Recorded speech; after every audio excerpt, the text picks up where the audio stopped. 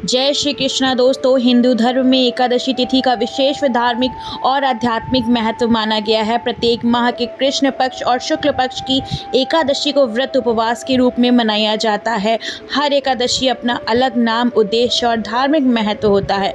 इन्हीं में से एक है अश्विन माह के शुक्ल पक्ष की एकादशी, जिसे पापांकुशा एकादशी कहा जाता है। मान्यता के अनुसार इस दिन विधि पूर्वक भगवान विष्णु की आराधना और व्रत करने से न केवल वर्तमान जन्म के पापों से मुक्ति मिलती है, बल्कि पूर्वजों की आत्माओं को भी शांति मिलती है।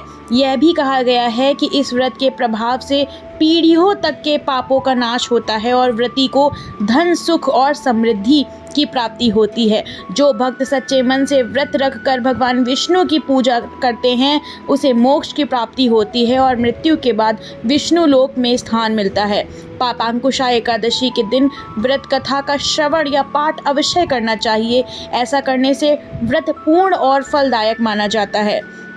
यह कथा व्रती के मन को आध्यात्मिक शांति देती है और पूर्ण फल को कई गुना बढ़ा देती है। आइए जानते हैं कि पापांकुशा एकादशी की संपूर्ण व्रत कथा क्या है।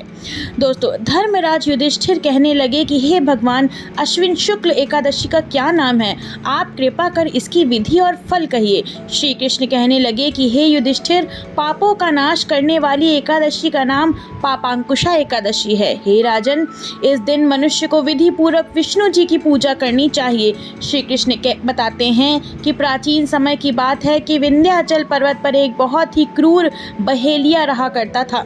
उसका नाम क्रोधन था। उसने जीवन भर निर्दोष पशु पक्षियों और जीवों की हत्या की थी।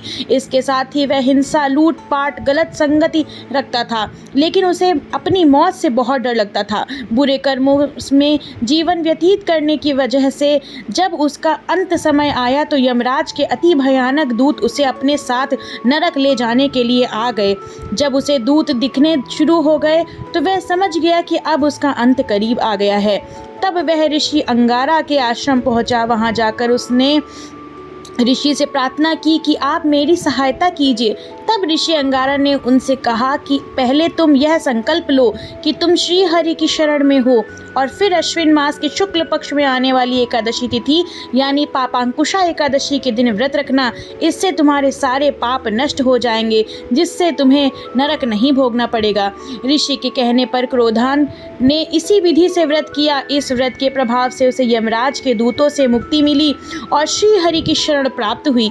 तब से ही पापांकुशा एकादशी का व्रत किया जाने लगा। जो लोग भी अपने पापों से मुक्ति पाना चाहते हैं, उन्हें इस दिन व्रत अवश्य करना चाहिए। श्री हरि विष्णु। ओम नमो भगवते वासुदेवाय नमः। दोस्तों, अगर आपको वीडियो पसंद आई है तो वीडियो को लाइक करें, शेयर करें और चैनल को सब्सक्राइब करना बिल्कुल न भूलें। श्री हरि विष्णु।